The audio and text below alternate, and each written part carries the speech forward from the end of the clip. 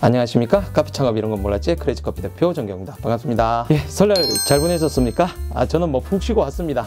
요즘 너무 바빠서 정신이 없는 와중에 이렇게 설날이 있으니까 저는 리프레시한 그런 느낌이었습니다. 근데 최근에 2022년도에 들어와서 정말 이 코로나가 계속 연장이 되면서 되게 고민이 많았었는데 이걸 어떻게 좀 돌파할 수 있을까, 이런 것들에 대해서 되게 심각하게 좀 생각을 하고 있었어요. 근데 최근에 발표된 이 자원순환보증금 제도라는 거 여러분들 혹시 들어보셨습니까? 한마디로 일회용품 반납하면 거기에 대한 구매 비용을 지급하고 반납을 하면 거기에 대한 보증금을 다시 돌려받을 수 있다는 이런 제도인데, 이 제도가 저는 이번 2020년도 한 중반부터 정말 카페 업계에 지각 변동을 일으킬 수 있을 정도의 제도다, 이런 생각을 좀 하고 있습니다. 그것 때문에 좀 여러 가지 전략들이 많이 바뀌어야 될 것 같더라고요. 거기에 대한 설명을 오늘 제가 해드리려고 합니다. 이거 여러분들 카페를 하고 계신 분들 중에는 어떤 분들은 되게 심각하게 받아들이고 어떤 분들은 되게 가볍게 받아들일 수도 있어요. 가볍게 받아들이는 분들은 오히려 잘 됐네? 300원 받고 거기에 대해서 가격 더 받고 자기들은 어차피 일회용품 쓰고 있는데 돌려주면 그만이고, 아니면은 여기에 대해서 300을 더 받을 수 있으니까 오히려 더 이익이다, 이런 생각을 하실 수가 있어요. 근데 실상은 그게 아닌 거를 오늘 설명을 좀 드릴게요. 어떤 영향을 미치는지. 첫 번째, 이제 이 일회용 컵 보증제도 있잖아요. 이거 같은 경우는 실제로 우리가 2003년도에서 2008년도까지 시행을 했었던 제도예요. 근데 이 컵 회수율이 30% 이하이고 또 실제로 실효성도 떨어진다는 것 때문에 좀 하다가 폐지된 제도였어요. 근데 최근에는 특히나 테이크아웃 매장들이 엄청 늘어나고 있잖아요.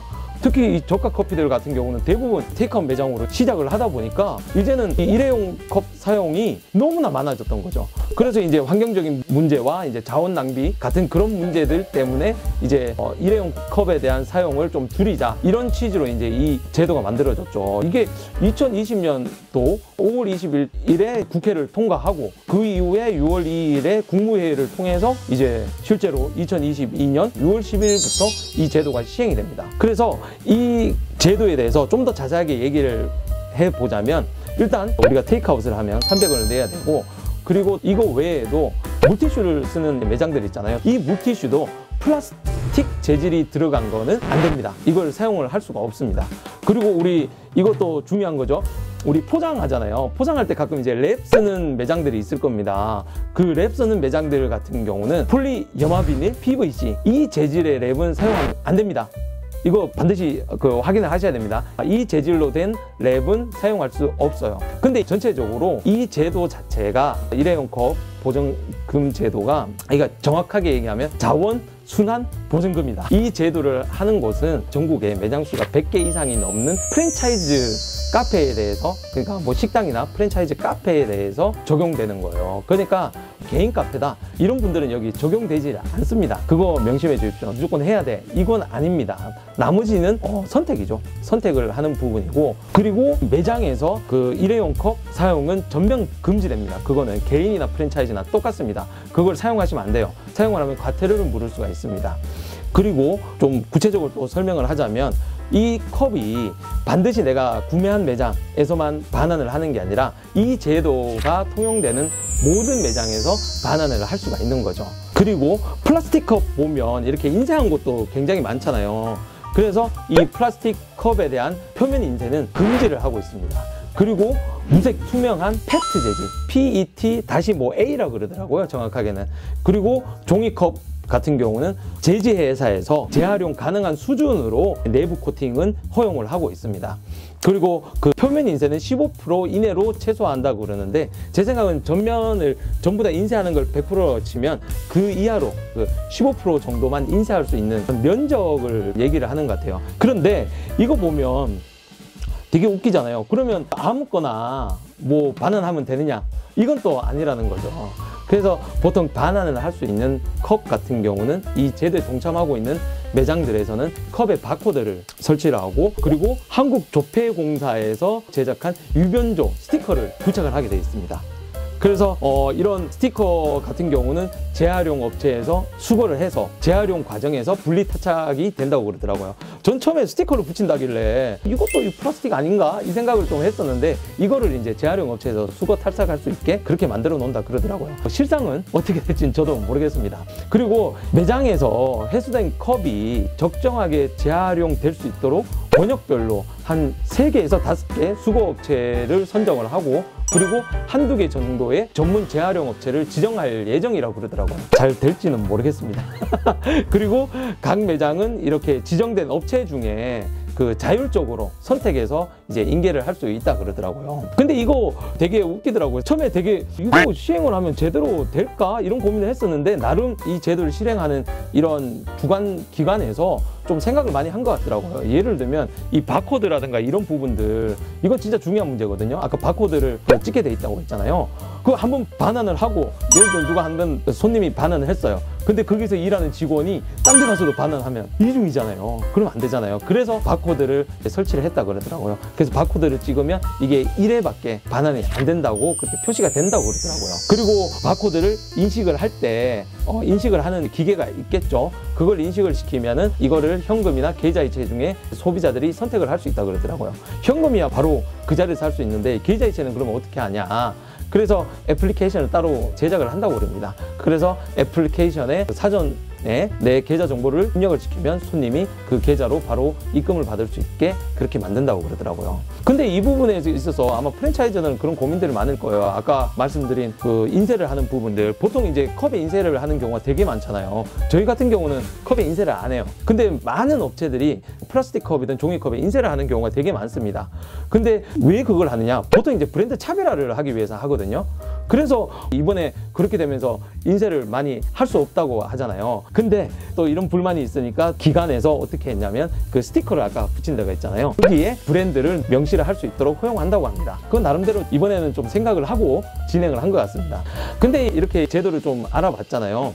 근데 여기서 우리는 이 제도에 대해서 좀 이해를 해야 되는 게, 우리가 환경을 생각한다면 당연히 이런 제도는 환영을 하는 겁니다. 저희도 뭐 다 인정을 하죠. 우리도 같은 인간이고 앞으로 우리 후세대들이 살아가려면 환경적으로 굉장히 좋은 시스템이 구축이 돼야 된다고 생각을 하는 거죠, 장기적으로. 근데 우리가 자영업을 하다 보니까 이게 갑작스럽게 이렇게 밀어닥치면 힘든 경우가 있거든요.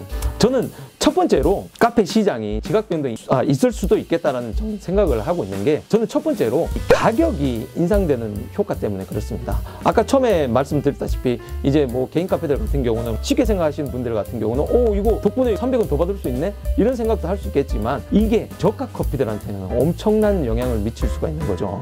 왜냐하면 지금 커피 가격이 인상되는 요인이 한 2가지가 있습니다. 첫 번째, 커피 생두 가격이 지금 엄청 올라갔죠. 이 산지에서의 이 기후 문제라든가 재배 문제 때문에 지금 생두 가격이 엄청 올라갔어요. 그래서 원두 가격들을 인상하고 있는 상황입니다. 스타벅스 같은 경우는 이미 원두 가격이 인상되기 때문에 가격을 인상할 수밖에 없다고 이미 공표를 했고, 그다음 투썸, 할리스, 탐탐 이렇게 줄줄이 지금 가격 인상을 하고 있어요.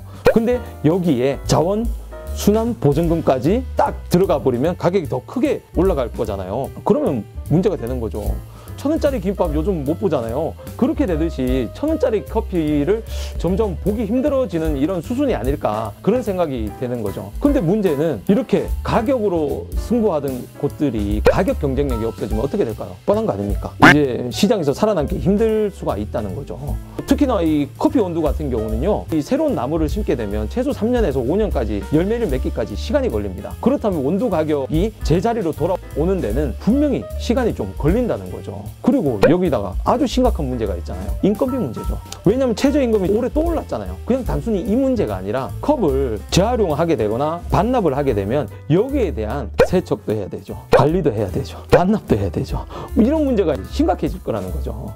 예를 들면 휘핑이나 우유가 들어간 제품들은 그 자리에서 안 씻으면요, 냄새가 장난이 아닙니다. 그래서 문제는 최저시급이 올라갔기 때문에 키오스크로 대체한 이런 시스템을 구축하던 매장들도 어쩔 수 없이 사람을 더 고용해야 되는 그런 상황이 오게 된다는 거죠. 맞지 않습니까? 그래서 이런 곳들 중에 특히나 유동인구가 많은 그런 데 있는 매장들 같은 경우는요, 이거 뭐 완전히 쓰레기장이 될 수 있는 그런 가능성도 있습니다. 딴 데서 마시고 거기다 다 갖다 줘버리면 이건 난리 나는 거죠. 예를 들면 이제 시내 같은 경우에 이제 1급 상권들 있잖아요. 그런 데 같은 경우는 딴 데서 이제 마시고 오다가 그쪽에서 많이 모이잖아요. 1급 상권들에. 거기다가 반납을 해버리는 거죠. 그건 지금 뭐 일하는 것보다 이 반납한 컵을 받는데 온 신경이 쓰이는 그런 상황도 우리가 무시할 수 없는 거죠. 저는 이미 벌써 생각한 것만 해도 키오스크로 아까 바코드 찍고 뭐 한다고 했잖아요. 그걸 해도 분명히 사람들이 묻고 또 현금이 어떻게 지급될지 모르겠지만 기계 자체에서 300원 이렇게 투두둑 떨어져서 나가는 기계가 나오지 않는 이상은 직원이 결국은 300원씩 돈통에서 꺼내서 줘야 되는 그런 상황이 발생한다는 거죠. 주문 받으랴, 보증금 처리하랴, 와 이러면 진짜 엄청난 업무적인 문제가 생길 수가 있죠. 그러면 진짜 비용이 엄청나게 늘어날 수가 있습니다. 결정적으로 이 가격 경쟁을 하든 특히 저가 커피의 프랜차이즈들은 지금 심각한 문제를 맞닥뜨렸을 수도 있습니다. 지금까지는 괜찮겠죠. 저는 그렇게 좀 생각을 하고 있어요. 이 부분이 단순히 300원 올랐고 환경적인 문제다 이게 아닙니다. 카페를 운영하는 입장에서는 이 문제가 굉장히 여러 쪽에서 여러분들 운영이나 매출을 압박할 수 있는 그런 상황들이 될 수 있다는 거죠. 그래서 지금 이제 오픈하려는 분들은 특히 프랜차이즈 같은 경우에 저가 커피 쪽은 좀 심각하게 한번 고려를 하셔야 될 것 같습니다. 이거는 확실합니다. 그리고 개인 카페들 같은 경우는 분명히 이거는 2022년 6월 10일부터 이게 시작을 하지만 분명히 개인 매장까지 확장되는 시간은 분명히 돌아옵니다. 그래서 미리미리 준비를 하셔야 됩니다. 특히 매장에서 설거지나 이런 문제 때문에 매장에서 테이크아웃 컵을 쓰시던 곳들은 빨리 유리컵이라든가 아니면 트라이탄 컵, 유저블 컵이죠. 그건 허용이 됩니다. 그거랑 머그컵 등 이런 컵을 빨리 비치를 하셔야 될 겁니다. 아니면 이 문제가 나중에 과태료나 이것까지 생길 수가 있으니까 여러분들 이번에 대처를 잘 해주시기 바랍니다. 그러면 오늘은 이 정도로 끝내겠습니다. 감사합니다.